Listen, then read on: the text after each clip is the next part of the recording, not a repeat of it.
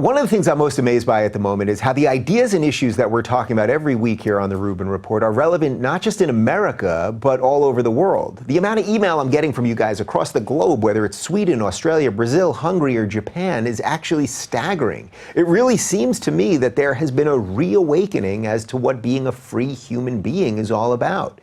You are in charge of your own life, and if you start with this simple premise, you can accomplish anything. While the discourse on social media may seem more toxic than ever, I see a growing dynamic group of people coming together through ideas and conversation, regardless of where they were born or the color of their skin.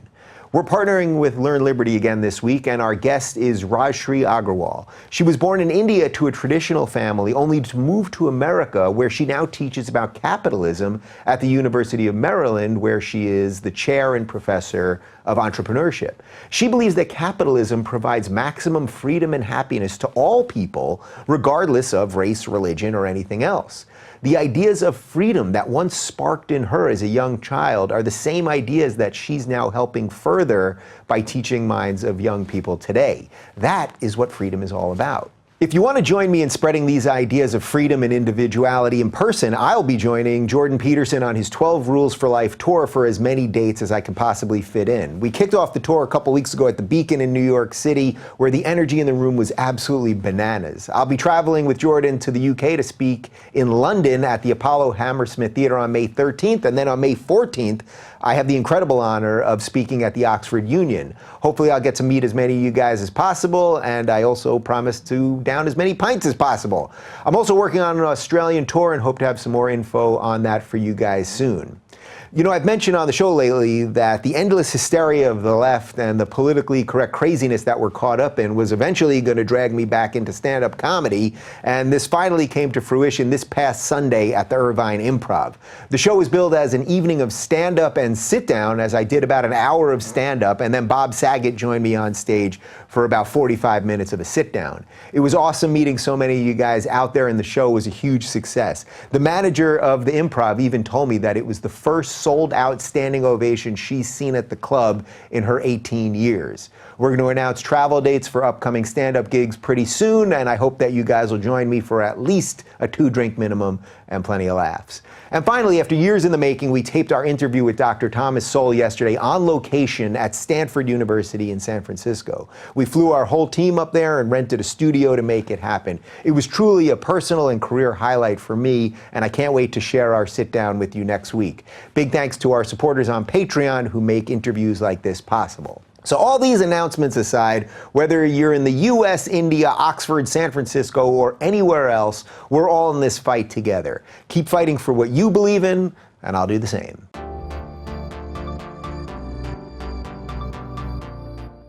We're continuing our partnership with Learn Liberty today, and joining me is the Rudolph P. Lamone Chair and Professor of Entrepreneurship at the University of Maryland, as well as the Director for the Ed Snyder Center for Enterprise and Economics, Rajshree Agarwal. Welcome to the Rubin Report.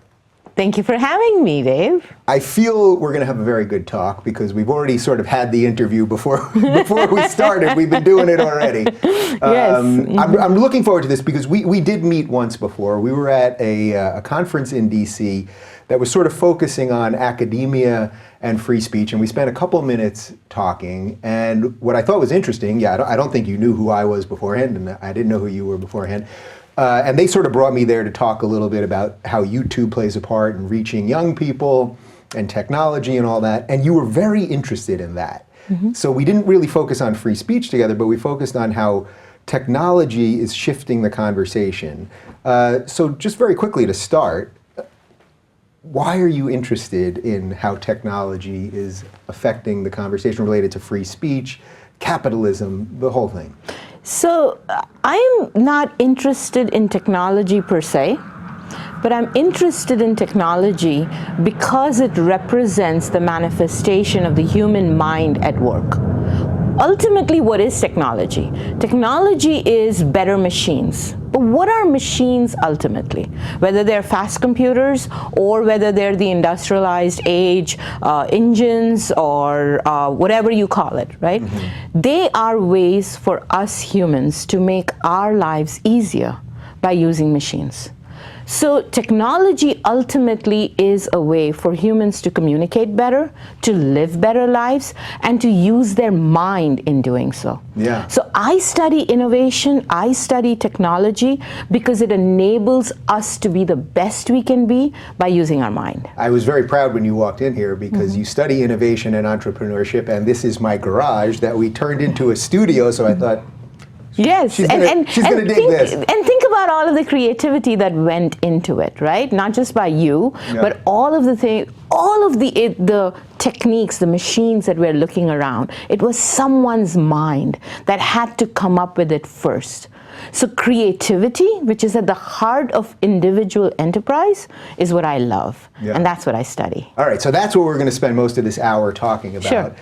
And you know, when we do these shows with Learn Liberty, they always send me just a quick one-page bio on everybody, and I really loved yours. There was a bunch of quotes in there that I want to quote directly to you. But now you should know that when they asked me to write that bio, I dished that out in about 15 minutes at 4:30 in the morning. Oh, look at you patting yourself on the back. Well, no, I'm a morning person. That's all I'm saying to you. Well, this was really good what you got here. Yes. But first, let's talk a little bit about your history, because you have an interesting history. You were born in India, and you lived there for your first 21 years. Tell me a little bit about that. Well, I was born to a very, very traditional family. Hindu family. My father was your typical rags to riches entrepreneur. He embodied enterprise. And he, in fact, I'll tell you about this one story.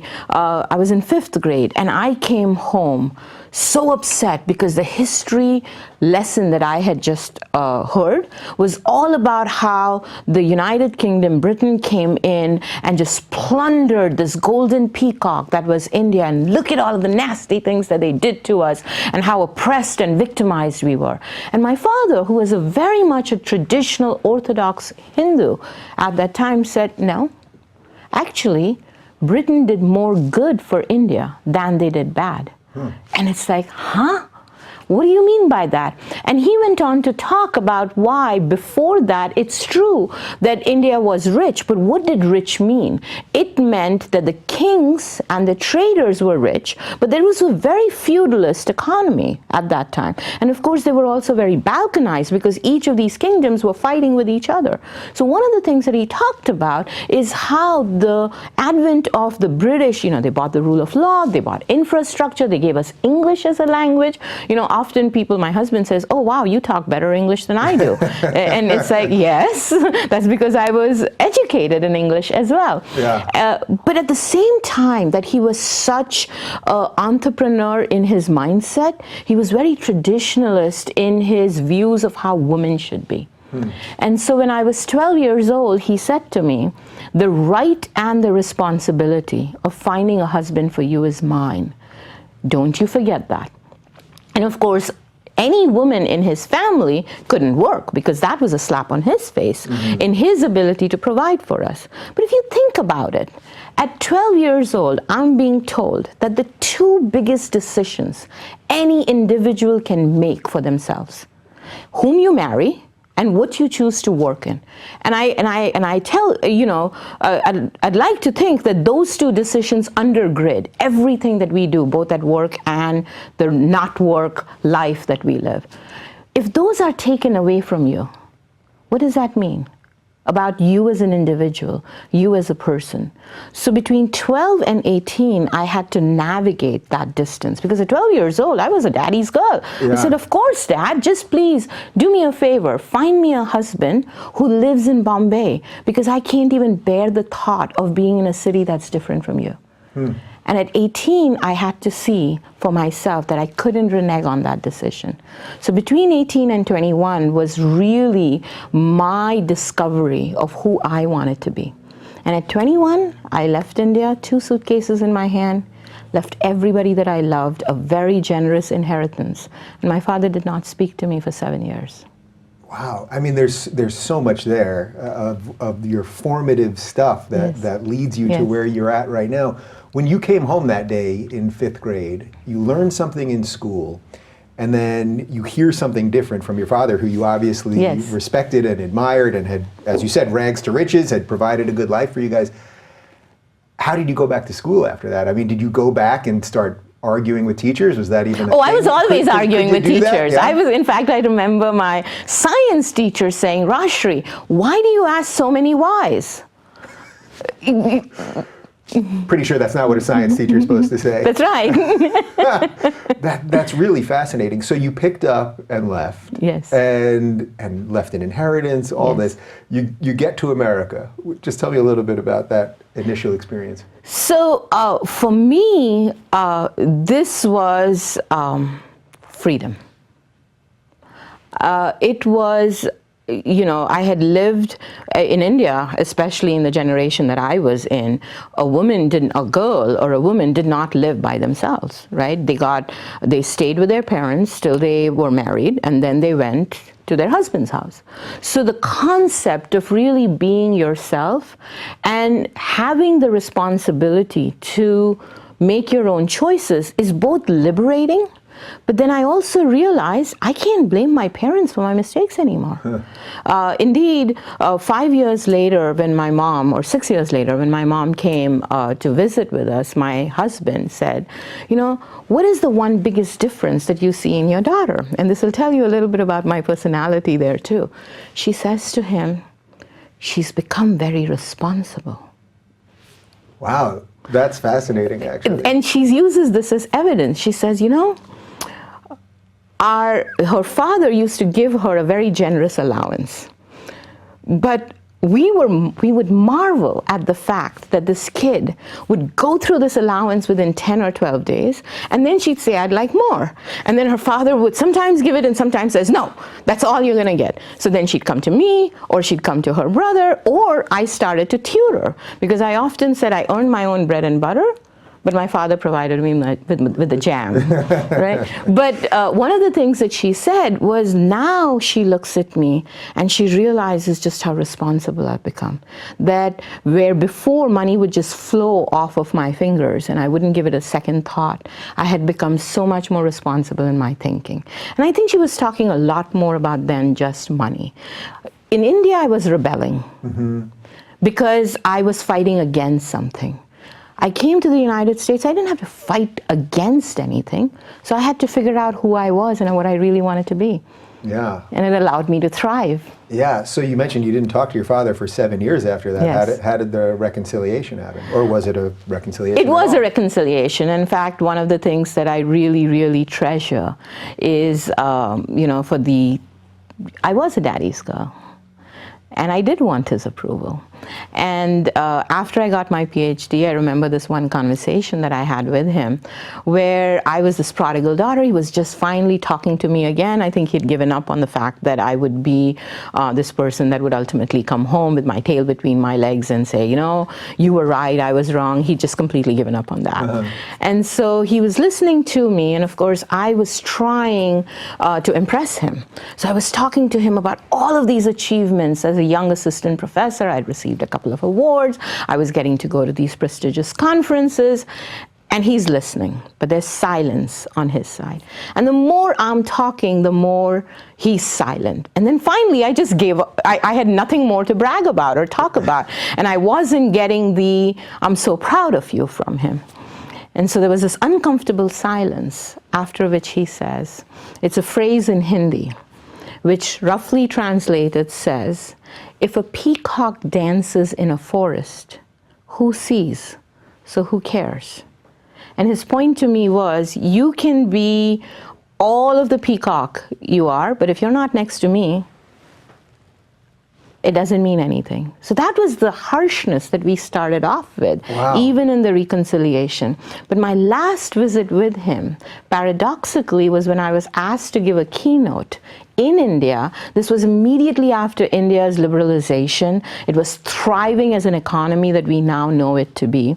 And so I was asked to give a keynote at an academic conference on entrepreneurship and economic growth. And so on my way to this conference, I stopped by, and 10 years after I have done my PhD, I'm finally talking to my father about my research and connecting it to his own entrepreneurial spirit and him being a serial entrepreneur. And I can finally see the pride in his eyes. So you got there. I got there. And then at the keynote, at the end of this thing, when you go to India, you'll realize that when you give a speech, they'll give you a present. So in front of about 500 people, they give me this present that I open. And believe it or not, it's a peacock. Huh. Seems fitting. Seems, yes. There's so much there, and it's so obvious hearing this story, how it led to all of the things that you're teaching about now and care about now. The concept between the battle between sort of traditionalism Yes. and then the entrepreneurial spirit is really a fascinating one, because he obviously had that. Yes. He built something for himself, built a good life, and then still wanted that piece of sort of the old world. And I think we all kind of struggle with that in a way. I think maybe so, that's too. what the struggle of Western civilization is in some respects. And I actually think that this relates to often the need to think and integrate one's psychological growth with one's growth in the material and in the riches realm. So one of the things that I think my father was as a paradox, unfortunately, and I think that caused him as well as me so much of this angst between us, is that at the same time that he applied his intellect into the economic realm, he psychologically did not necessarily realize that, you know, part of the reason he was successful is because he was able to make his own decisions, which also meant the freedom to make your own mistakes and learn from your mistakes. So while he allowed that there, as far as his family was concerned, there was this very protectionist, I need to take care of you. Right. But that, I'm realizing this as a parent, is not very conducive to your children's growth, because what you really need to give them are the tools to make their own decisions, as opposed to telling them, you know, this is the way you should do it. Yeah. And ironically, had you not broken away and been free, although he may have been very pleased with your life, and who knows what your life would be, and maybe you would be happy in some ways, it wouldn't have led you to all this. So you had to directly. I had to do which that. is Yes. interesting. So one more thing about India before we move on to everything else you're doing. I told you right before we started that I get a ton of fan mail from India. I think there's some really interesting political things happening right there that seem to be driving people to watching shows like this. Just give me one thing that we should know about India right now that maybe we don't know as Americans, which I think is probably everything, because India never comes up in the news really. Yes. Anymore, So I can talk about India right now a little less than I can talk about the India that I grew up in, and why growing up in India actually fostered my entrepreneurial spirit. Okay, so we can do a little bit of that. A little bit of that, right? And I think that that is one of the aspects. There's definitely selection at play, right? I do think that across every culture, people, individuals are born tabula rasa. Some cultures are much more conducive to having the entrepreneurial spirit bloom, and as a result, you see people go so much farther. But there are other cultures stifle it. But as individuals, I think we all have the same proclivity to be the persons that we can be. But one of the things that I will always credit in my education in India is the focus on thinking and critical thinking and intellectualism. So the concept of a nerd growing up for me was unheard of, because the coolest kids were also the ones that participated in science and elocution debates. You know, I was always at the forefront. I wasn't so much of a sports person, but I was very much in debates, in elocution competitions and science competitions and so on. And that was cool. That wasn't like bizarro United States. That's right. So the concept that there's a nerd and a nerd is socially awkward was unheard of for me. I'll give you another example. Yeah. You know, my brother was the one that first talked to me about Ayn Rand. And of course, in that journey that I was telling you about, where I had to find my own identity, reading Atlas Shrugged was really the pillar of strength and helped me identify my own sense of life. But the way I read Atlas Shrugged, you'd find very funny, is in colleges in India, if you're a guy and you want to impress a chick, you carry at least in my time, a paperback novel of Atlas Shrugged in your back pocket, because that means that you're thinking. Now, it was also said That's so fascinating to me. Yeah. Right? And it's also said, well, if you're young, then you believe in these views, but then you grow up and you grow over it. I have never grown over it. I think that aspect of the mind, the ability to think through decisions, is one that I will credit the Indian culture and my father for endowing in me. Yeah, well, you'll be happy to know, as I mentioned to you before, that I was at the Students for Liberty conference and I met several students from India who were there that are involved with Ayn Rand Institute and that consider themselves objectivists and all that. And it seems that some of those ideas at least are thriving there. So that brings it into the modern day. Okay, so as I mentioned, I really loved your bio and there were a couple of great quotes in there. So I want to read one directly to you. You said, "My passion is upward mobility integrated across intellectual, psychological, and economic realms. I care deeply about growth. Achievement for me is measured not by the level you have attained as much as the road you have traveled. For me, the journey is the destination, and I care deeply about integrity as in the whole of a person rather than the individual parts." And I thought there's obviously a lot there, but it seems to me that this is sort of what we're missing these days. We've got people that are just screaming at each other all the time, that everyone's pretending they're an expert in everything, nobody's sort of listening. I've been traveling with Jordan Peterson a lot, who's talking so much about what I think is such simple stuff in a certain way, although he's quite brilliant at it, talking about personal responsibility and being a full person. And I thought that was really what you were getting to here. Yes. So, what's the question?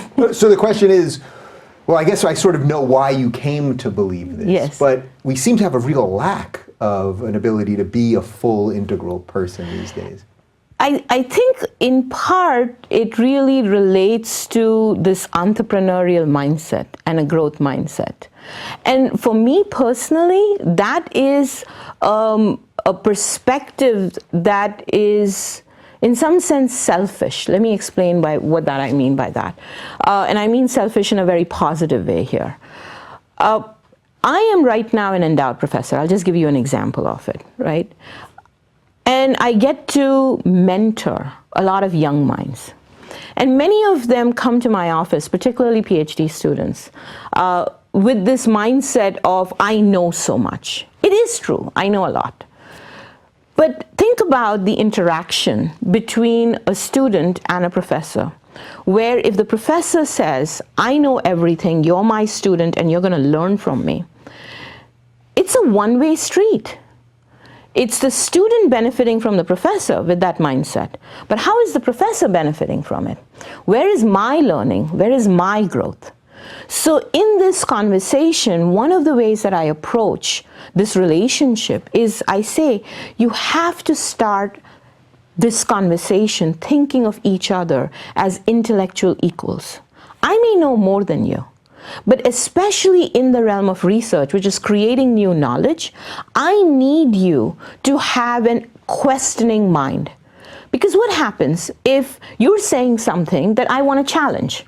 And after all, in academia, we're in the marketplace for ideas. If I challenge you and your mind immediately shuts down because you say, oh, Rajshree said this, she's the expert professor, she knows everything, and you're not going to challenge me, then you're not allowing yourself to learn. But more importantly, if I know that about you, I'm going to shut myself down. Mm-hmm. And I am going to censor myself from expressing my ideas because I want your mind to be open. So now we both lose, and we've both silenced ourselves. So this is just one example of where I think that this focus on growth and on learning is actually very liberating, and in that sense very selfish for me, because now it becomes a two-way street. I'm not just teaching, I'm also learning. How do you get over the concept that selfishness is somehow evil? That I think a lot of people believe this. Inherently you say, well, I'm selfish, and they think, well, you're evil. So this actually relates to one of this point about the lack of integration, or this thinking about either or. So the common concept of selfishness is as in, well, you're only thinking about yourself, and not thinking about the other. Why? Why does it have to be an either or? Why cannot it be a win-win trade, which is fundamentally recognizing your dignity, my dignity, your identity, my identity, and knowledge that should we, right now you and I are talking. Why are we sitting here and having this conversation? Other than the fact, of course, that, we're passionate about these ideas. Yeah. And we find that our time together is meaningfully well spent. So my enjoyment out of this conversation is not at your expense.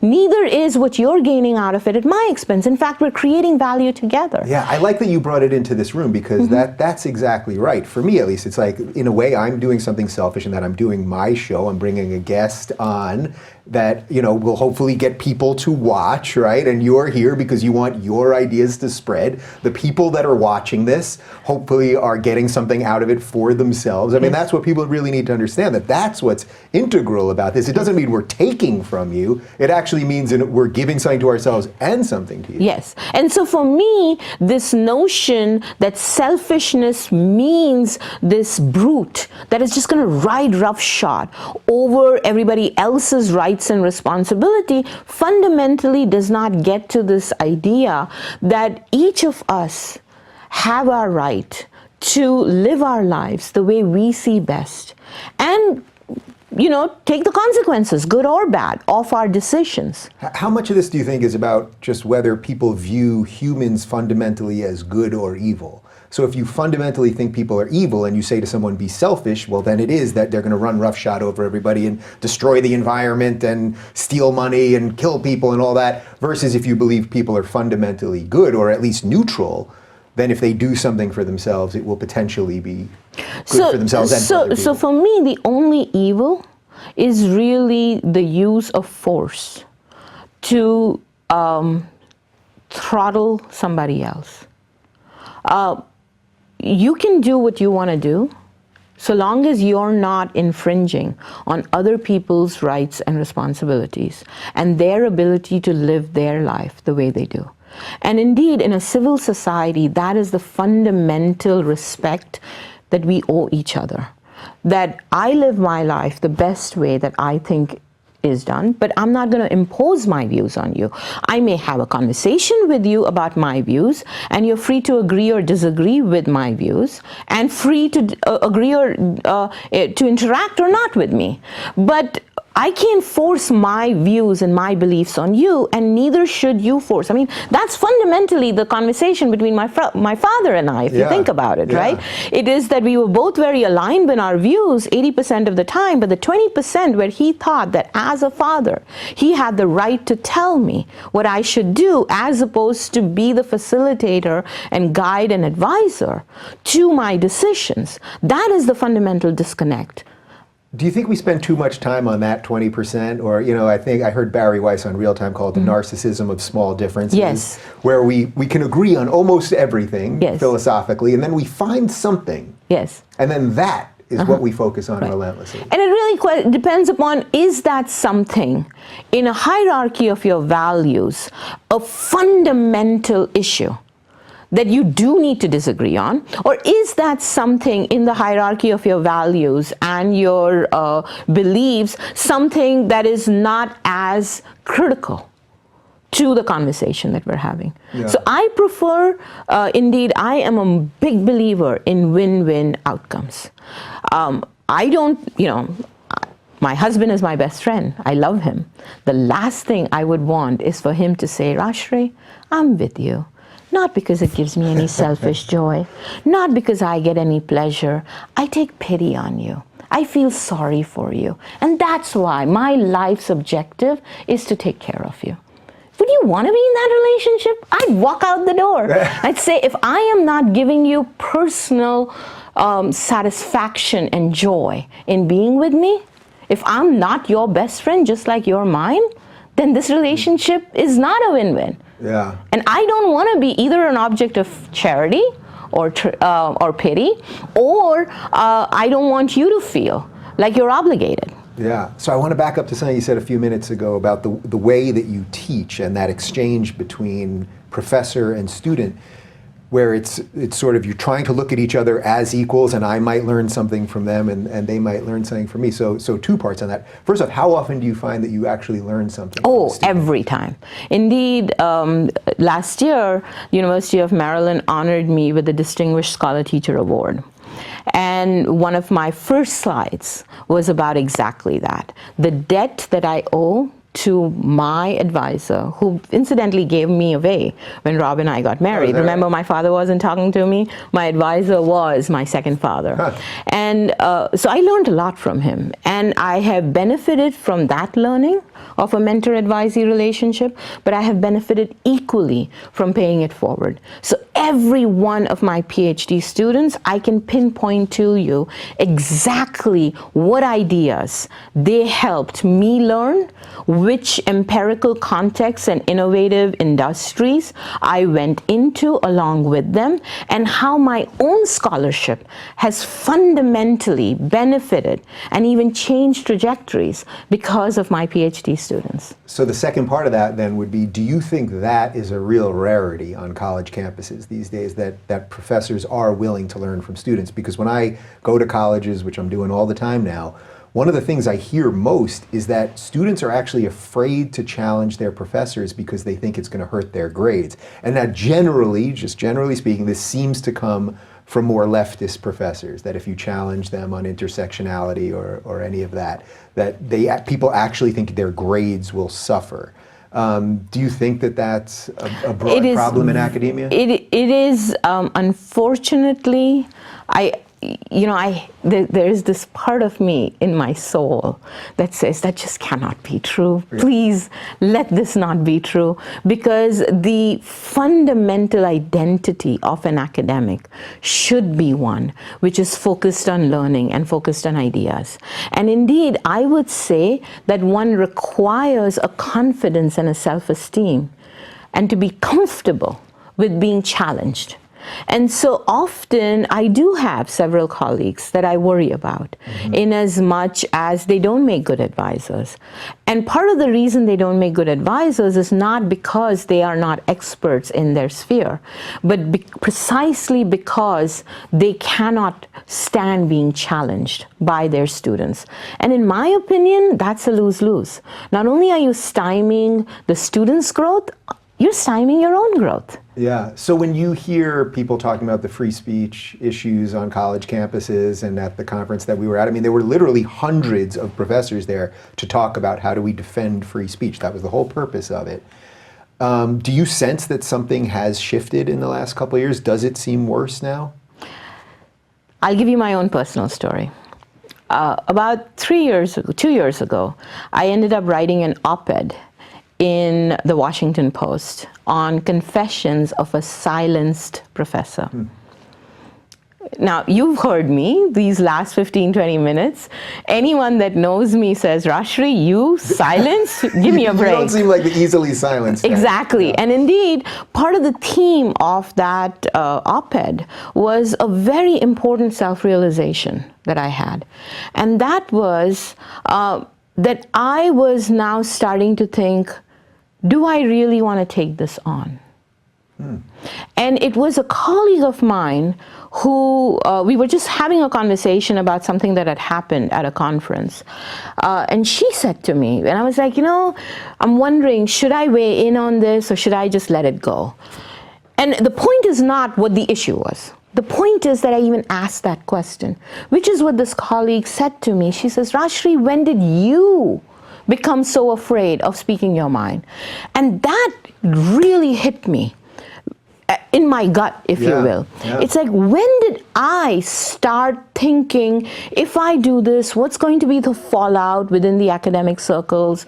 Should I repress myself? And that's when I realized that the spiral of silence, where we end up, so you can talk about censorship. I actually think at the University of Maryland, I am in a great university. president on down, we have a investment and a dedication towards freedom of speech and thinking about the academia as a marketplace for ideas. It's so great to hear. It's It is and wonderful. Yeah. I mean, just before I came here, I had a phenomenal conversation with the president regarding an event where we're worried about whether or not there is going to be some backlash because of some of the people that we're bringing in a debate. Mm-hmm. But for us, it's very important to have that reasoned and respectful discourse. But for me, it was, people from the outside can tell you whatever they want, but when you start to silence yourself, that's when you silence your mind. That's when you don't let your innovative creativity, because what is freedom of speech about? It is not the freedom to agree. It's the freedom to disagree.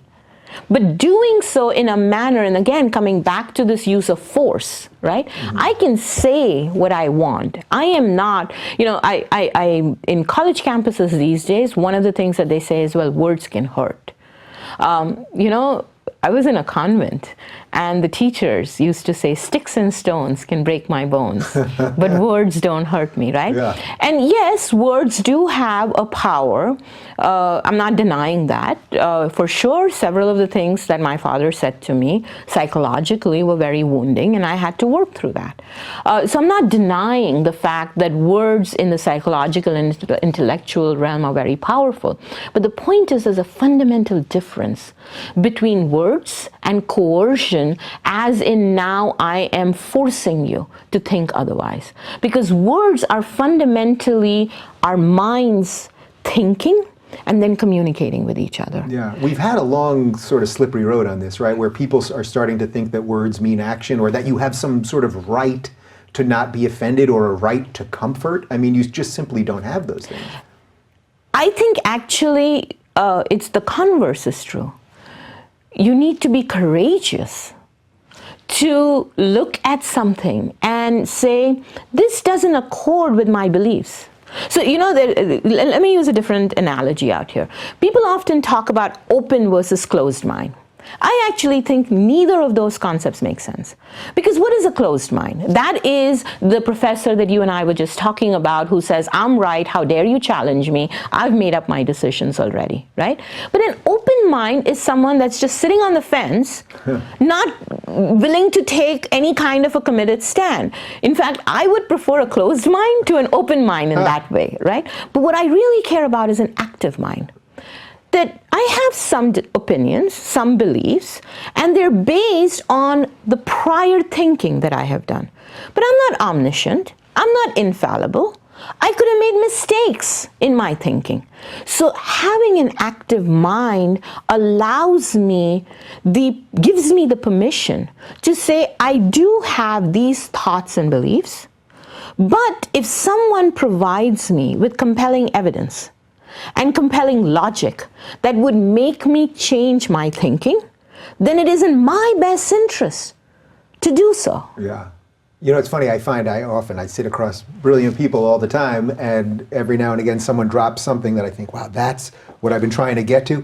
Active mind. I mean, I'm going to start using that phrase because that's right. You don't just want an open mind of endless nothing, actually, and you don't want a closed mind, but an active mind. Keep working. Well, thank you, Dave. Yeah, so I want to ask you one other thing on Yes. this, and then I really want to focus on all the stuff that you're teaching Yes. For the whole second half. Yes.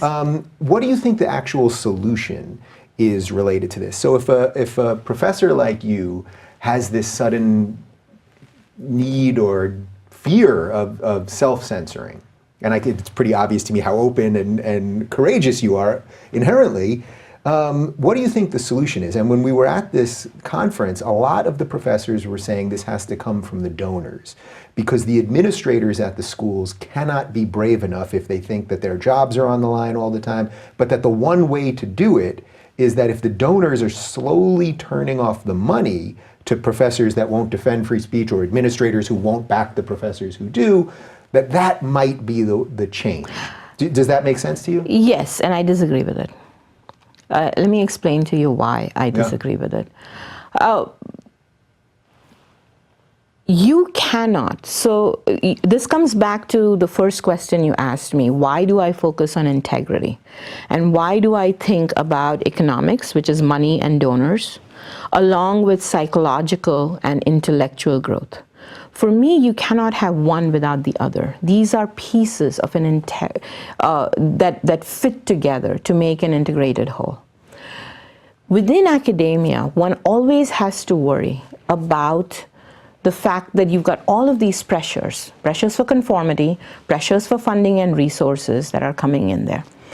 What you really care about and what you cannot renege if you are an intellectual entrepreneur, which is truly what being in academia is all about, being an intellectual entrepreneur, is your unwavering focus on knowledge, creating knowledge, and if I may say so, on truth. Resources, just like any venture capitalist, so this intellectual entrepreneur may be a good analogy actually. Venture capitalists provide you with the financial resources, but they are complementary resource providers. They cannot tell you which direction should you go, nor should they. Right. If you don't have that creative mindset, that intellectual horsepower, if you're not courageous enough to go for that, then any kind of pressure from the venture capitalists is not going to help, nor are any kind of pivots and directions and so on. So the way I look at it is, I do not and will not ever change my research based on what donors may or may not give. On the contrary, I will look for aligned donors. Because you cannot put the cart before the horse. You cannot put your purpose behind the money or the success metrics of your purpose. Your purpose has to drive all of the other resources that you garner. So if an administrator lacks courage, that's on the administrator first and foremost. If an academic lacks courage of conviction, that's on them. You can have complementary people aligned with you, kind of helping you along the way, but they cannot substitute for that fundamental drive that you need to have. All right, so everything that we spent the first 30 some odd minutes talking about, it sort of leads to academic integrity. Yes. It sounds like to me that we need not only the students to have some integrity, but the administrators, the professors, everything else, everyone at the university altogether. Do you think that's a fair assessment? Absolutely. I suspect you do. Absolutely. In fact, I think that we often confuse the terms academic freedom and academic integrity. What we really care about is academic integrity first and foremost. And academic integrity really means that I'm not going to sell my soul or my ideas based on the highest bidder. I believe that, and this is again the search for truth, that requires integrity. And then of course I have the freedom to collaborate with people, including donors, on areas where we find mutually beneficial relationships and win-win trade. Yeah. So one of the things that you talk about, and I referenced it earlier in one of these quotes that you really focused on, is upward mobility. Yes. And I think it's particularly interesting right now because if you listen to some of our political leaders, it seems like we've sort of completely lost the ability to that. We're separated by class and all that. You come from a place where upward mobility was very hard. It's gotten less hard as India has embraced capitalism. Yes. First, I guess, in the most broad sense, tell me why you think upward mobility is so important, but more importantly, what's the state of it in America right now?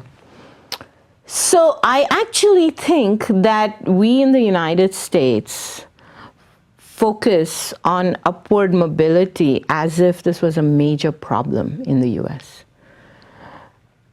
Other countries are becoming more market-oriented than the United States. The United States still stands as the one place where you really, really have the ability to be upwardly mobile. And I think that is the greatest asset that the United States still has. And I'm very proud to call this country my country of choice. So let's sit in that idea for a second, because I totally agree with it. And it seems to me that all of the people who say that's not true are missing that our laws here allow you to do whatever you want with your life. It doesn't mean that you are going to do it. It doesn't mean that it's going to be handed to you. Yes. But as you just said, as an immigrant that came here, that has become tremendously successful, you're living proof that you can do it. Absolutely, and that still holds. In fact, in some ways, I think we so take these laws for granted that we don't know what the rest of the world is out there. So my daughters have grown up and been born in the United States, but I think that their biggest learning moments come when they leave the country and see things even in India today as it exists.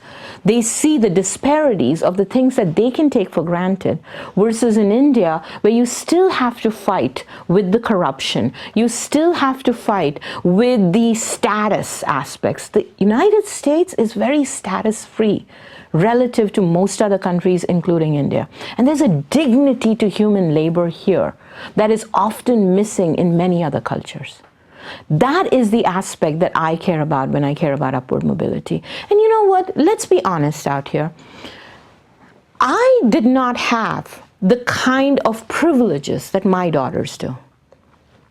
I could bemoan the fact that, I came from a country or from a traditional family values that I had to, the family tradition there was such that I had to have this fight that for sure defined me positively, but also caused some psychological scars. And of course, my hope is that my daughters don't go through that. And I could go there and say, you know what, the level at which they're starting off is so much higher than the level I'm starting off. And aren't they privileged? And look at all that I didn't have. Or I can focus their minds and their ideas at, you may start here, but the definition of your achievement is not your level, but where you end. Do you find it fascinating that people are constantly attacking that? They attack people that have a little bit more to start with, which is the whole point of life. You want your children to have more. The only way that it would be fair, it is not because I can be raised to their level. Right. The only way to do it is to bring them down to the level that I started. And how is that fair? Yeah. Right? And so again, by focusing on the level that one starts with as a measure of an individual's achievement, I think is not necessarily focusing on their individual effort. And there are a lot of people, even in India. As I said to you, my father went from rags to riches, and there were a lot of people that were my friends that were quite rich, and they had a very entitlement mentality.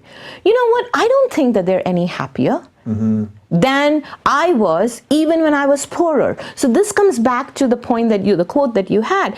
I can't just measure a person's success by their economic riches. You also, happiness, which is what I care about, is a state of mind. It's a state of consciousness that has to be earned. Self-esteem, when combined with the sense of I'm materially at a place that I'm comfortable or rich, but more than that, psychologically and intellectually, I feel like I've made something of myself. I think that is something that is so much more inspiring to go after. Yeah. Money, Ed Snyder used to say, money is the reward, not the reason. And I completely agree with that. Yeah, it's so interesting because I've been thinking about this a lot lately because obviously the show is kind of catching fire and I'm doing okay financially and we're building something good and I'm traveling a lot and people say nice things to me all the time. And I've been thinking about that and people keep saying, well, you're going to get some big offer from one of these networks or something. And I hope you do, because I hope I do too, but I love this. Like I'm actually happy now. Like I'm doing what I think I'm supposed to be doing and I don't know where that road goes, but looking at everything holistically, it's not just about money, it's about doing something that gives you value and all that. But we seem not to focus enough on that's this. the point, right? I get so much joy. So again, to that quote that you were talking about, for me, the journey is the destination. Yeah. I feel younger today than I did when I was 20 years old. And what's the big difference? I feel like I have earned the self-esteem, not recognition outside, because people, and you know this, you meet a lot of people and they come to you and say, hey, Dave, you're so great. But who is saying you're great makes a big difference to you hearing whether, you see what I mean? So there has to be a sense of, do I believe that you're saying I'm great for the reasons that I value? And if that is there, then I will take external adulation as a positive. If not, it's hollow, it's empty. So self-esteem is truly what one should be striving for. Yeah. Do you think at some level capitalism and maybe the Western world in a wider sense is suffering from success at the moment. That it almost seems like because we've been so successful, we're now going to that place that we mentioned earlier where we're just fighting over little differences, where then there's a lot of people right now. I mean, if you talk about socialism on college campuses, you'll sell out the room, you know? And if you talk about, fortunately, I find when I go and I mostly talk to libertarian or capitalist or whatever groups, you know, we're doing quite well as well. But that the ideas that are completely contrary to everything you've just said seem to be gaining some momentum. So I don't think we're victims of our success. I think we're victims of the fact that we have never really sat down and thought seriously about the reasons for our success. And by eschewing that intellectual thought and ideas that underpin our success, we have actually sold our success short. How should we have done that? Do you mean that our politicians should have talked about it more, or you mean more in academia? Or? I think it starts from K through 12 education, actually. I think that we have taken this concept, we have short-circuited our mind. In K through 12 education, all the way through college, and this comes back to your example of the faculty advisor that does not want to be challenged by their students. When you have the mentality as a teacher, whether it's in K through 12 or as a professor in academia, where I know what is best and I am going to tell you what it is, as opposed to facilitate your learning process, we are not training our students how to think anymore. We're not giving them the ability to learn in the manner that they do. I'll give you another example. Memorization, thought of as a huge negative today. But you know, Sir Anthony Leggett, who's a Nobel laureate and a professor at Illinois, which is where I was, gave this inspiring speech to middle schoolers one day. And the theme of it was, the more you know what you don't know. Knowledge is a building on process. You have to learn first to then learn what you need to learn again. And so fostering that spirit in students will then allow you to go back to first principles. So it's not about being an expert on any area, but it's about any area that you choose to go in there. Don't just look at the outcomes. Don't just look at the success factors and then try to emulate the symptoms, if you will, or the things that accompany success. Go down to the very fundamental levels of what are the ideas and what are the first principles that enable success to begin with. It's interesting because this seems to be a place where maybe technology has harmed us, because it's like instead of having a holistic and integral view of really knowing what you're talking about, well, what do? We Google it. So and maybe you'll get there, right? Maybe you'll get there with Google. Yeah. But you'll get just the quick answer instead of going to the root of what you're talking about. So here is where I'd say, again, technology is a tool. It does not absolve us of our responsibility on how we use the tool. I'm actually a huge fan of Google. Yeah. Google Scholar has made my life so much easier. I remember being a doctoral student and having to go through Lockwood Library in 6 feet of snow in Buffalo weather, right, if I wanted an answer to a question. Now Google Scholar allows me to do it in seconds. Young people don't know what microfiche is. Exactly, and I had to work with microfiche to do my data gathering. Yeah. But the point out here is I can use Google Scholar to get just an amazing amount of knowledge at my fingertips. How great is that? Yeah. I mean, I am so thankful to technology to do that, but that does not absolve me of the responsibility of saying, here is all of the pieces of information. In fact, I would say in this age of information technology, the need of the mind to have judgment and to discern across all of these pieces of information is at an all-time high. Yeah. So obviously you teach and you talk about entrepreneurial spirit and entrepreneurship. One of the things that I think is fascinating related to technology right now is that Peter Thiel is leaving Silicon Valley because he feels that collectivism, leftism, cultural Marxism, maybe you have some other phrases for it, whatever that is, has sort of crushed the ability to think. so that there isn't the creativity coming out of Silicon Valley that there used to be, which is why we don't have that many new apps anymore. We don't have that many new breaking technologies, and he is a capitalist, and he's ironically moving to LA to become freer, which is sort of, Yes. people don't think of us as a capitalist haven here in California and LA specifically. Yeah. Do you find that fascinating that Silicon Valley seems to lean so far left and yet is supposed to be the place of innovation? You know, now that you're saying that, I just made a connection that I never thought of. My father represents exactly that, if you think about it, right? He was very free market oriented as it came to the economic realm and being entrepreneurial in terms of creating new products and services and economic riches. But when it came time to thinking, he was very traditionalist. And I think that bifurcation, this mind-body dichotomy, if you will, is what's plaguing a lot of people right now. So I am not an expert on Silicon Valley. I have noticed, of course, that a lot of people, so Facebook, I just saw Mark Zuckerberg say something to the effect of, you should have economic regulation on social media. It's like, huh? The whole reason why you were successful is because you did not have any barriers to entry. The best way to keep a monopoly is to have government regulation, because again, that's the use of force, right? If I cannot go into an industry because there is prohibition, so think about Uber and what Uber had to deal with in the taxi cab industry. Think about when airlines was not what we know it, because there were just that regulated carriers, right? Yeah. That's a monopoly, and the best way for a entrepreneur who has achieved success but now no longer wants to continue to earn their success is to say, let me create barriers to entry through government regulation so I can be protected by any entrepreneur such as me those days ago, right, to then come and infringe on what I have. It's almost as if he's trying to protect what he has. You think, maybe?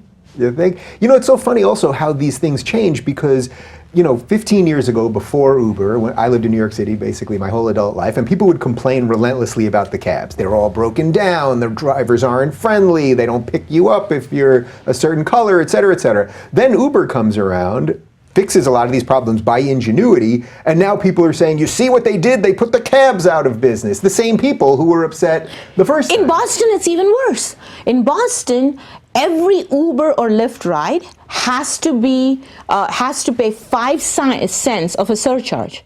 And every, a fraction of that, I don't remember whether it's 2 cents or 3 cents, but it adds up in millions of rides, goes to the taxi cab industry. That's incredible. To the industry that's actually being replaced by this and doing a much better service. Yes, exactly. So then is there a flaw in capitalism there somehow? Because that there's probably some cronyism that's allowing the politicians to write these ridiculous laws. Cronyism is not about markets. Cronyism is about statism.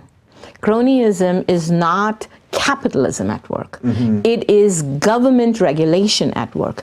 And this comes back to, Dave, you're successful. I take pride in watching your videos simply because I enjoy it. But there, I'm sure, is a bit of envy, too, about, gee, I wish I could be as eloquent as Dave is and have the kind of, and as the 500,000 people that watch the Dave Rubin show, wow, wouldn't I love to have that kind of an impact? Now, that's envy on my part. There are 2 things I could do. It can either be a positive driver of my energies. I could say, I want what Dave has, but I don't have.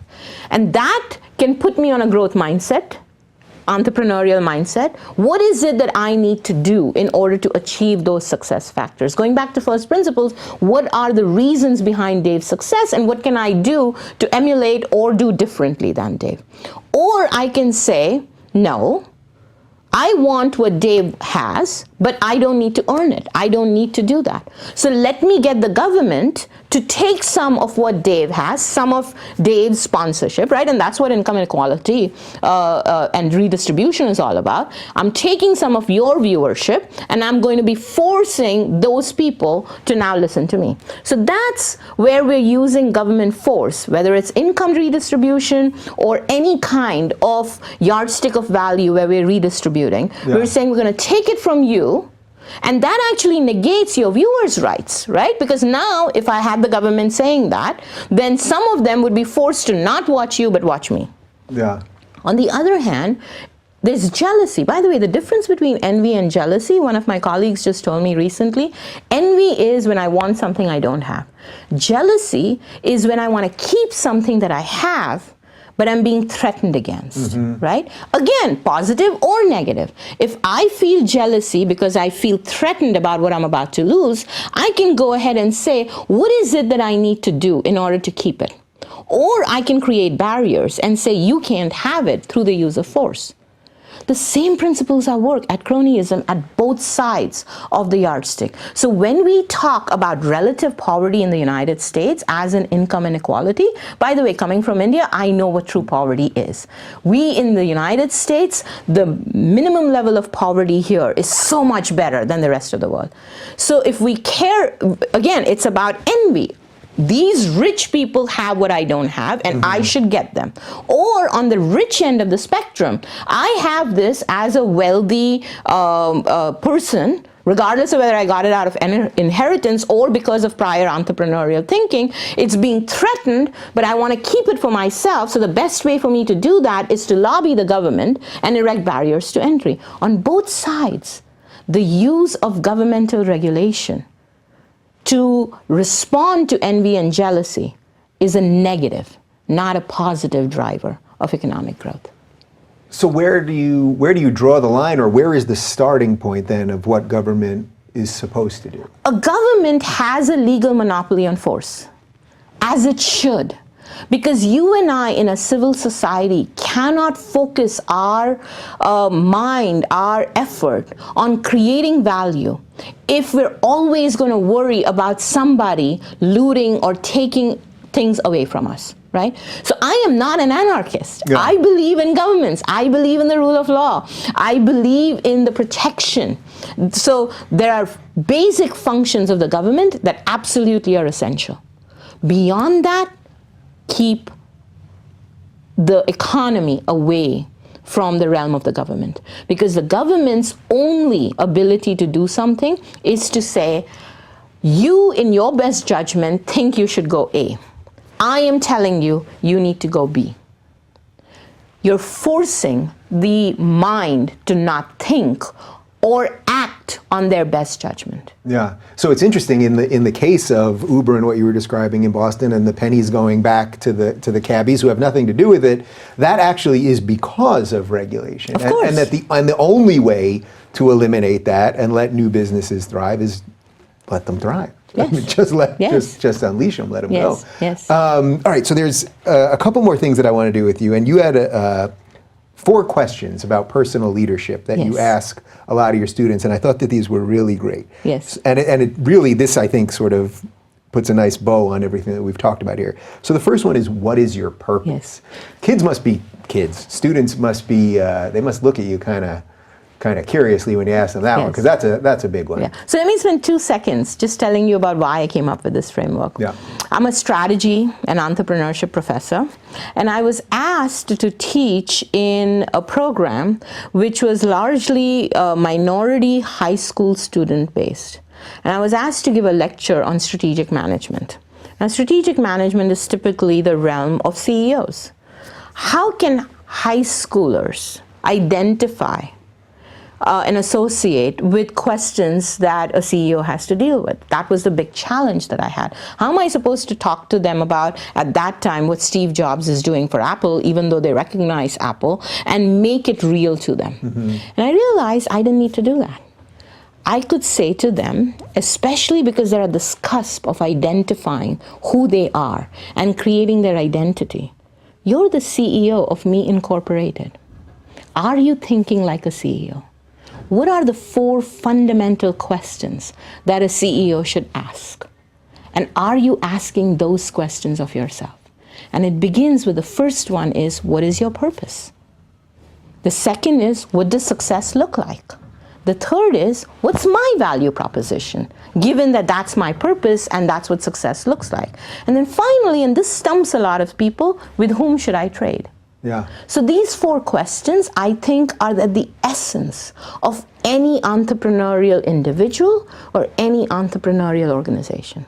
How often when you ask these students these questions, do they have some good answers? Oh my gosh. These are tough. I mean, what is your purpose? These are the questions of all time, right? Exactly. You're asking them in the framework of business and entrepreneurship. Or of themselves, Yeah. actually. So I'm actually agnostic about whether they want to define what is your purpose as it relates to their career or as it relates to their life. But the answers that I provide them in the context of thinking, and you would be amazed as to how much this resonates, all the way from beginning high schoolers, including my own daughter, who was forced to take this class with me, to executives in my executive MBA. So what is your purpose really requires people to think about, what problems do I want to solve that are meaningful to me? So it again comes to making the world a better place to live by doing something important to yourself. And people say, oh, making the world a better place to live. Oh, come on, Rajshree, right? But what is your world, Dave? What is my world? It's the places you go, the people you meet, and the things that you do. And if in doing these 3 things, you have solved a problem and made it a better place, then you've made a world a better place. But you've done it by focusing on things that are important to you. Yeah. So it's interesting. You're talking about all these things through the business lens, but business for me. But really, what you're talking about is what you said before, which is happiness. Yes, absolutely. Yeah. And in fact, on that point, so what does success look like to me? It is the ability to say, I love what I do and I'm good at it. Because that's the virtuous spiral that enables self-esteem. And when you have self-esteem because you're good at something, you want to invest in it to become even better at it. Yeah, it's pretty cool waking up with that sense. Feeling. So that was number 2. What does success look like? You mentioned all of them already, but I just want to spend a little bit. So what is your value proposition? Right. So notice that the answer to the question, what does success look like, takes an inward perspective. What do I love? And then what are my abilities that will help get me to where I love and what I'm good at? What is my value proposition is still looking at your abilities. But now the yardstick is, how is it creating value to you? So clearly, I love enterprise and innovation, right? Yeah. I love what I do. I think I'm pretty good at it. You're pretty good. I come up every morning with a spring in my step. But why would that cause you to want to ask Rajshree to join you this morning as opposed to multiple other people that you do? So what's my value proposition to you? What benefit do I offer you with the features that are unique to me? That is the focus on value proposition. Yeah. And it's obvious because we have the evidence right here because of all the people that I talked to that weekend. You were one of, I think, 2 people who I said to the Learn Liberty guys, we're going to get her on the show. Because you came up to me after. We had a great conversation about all of this stuff. And there you go. And then finally, with who should I trade? Should you trade? That is the one thing that stumps a lot of people. And goes back to what is my purpose? Making the world a better place to live by doing something important to me, right? So providing benefit to someone else, but making sure that I'm benefiting and I'm doing something I love to.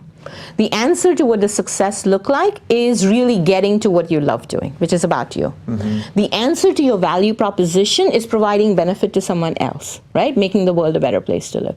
With whom do you trade is bringing those 2 together. So you and I are trading right now. We may not be exchanging any dollars, but there's a trade going on out here. And that relates to your abilities and your aspirations and my abilities and my aspirations. And we're combined together with a common objective. So the alignment of your aspirations and my abilities are what's going to determine our actions. And in doing so, I get to do what I love doing. I offer you a benefit, so do you, and it's a win-win trade. Well, I got to do what I love doing here. I feel that we I think we did almost everything. Is there anything that we possibly missed? This was truly a pleasure, because this was exactly what I've tried to do in my life and with this show and everything else. Great. And you just exude exactly what you're talking about, which is a joy to see. Yes, and in fact, that's exactly why I want to trade with you. I love trading with you, right? Because you exude the same positive, can-do sense of life. And I would rather have people around me that have that same spirit, make me better, make me more energized, than people that either I bring down or they bring down, or they bring me down. Can we do a live event together? Can we do something at I'd love University that. of Maryland? Love that. All right, we're going to make something happen. Sounds good. This was truly a pleasure. I'm glad it happened after a couple months. And for more on Rajshree, you can check out her website, which we've linked to right down below.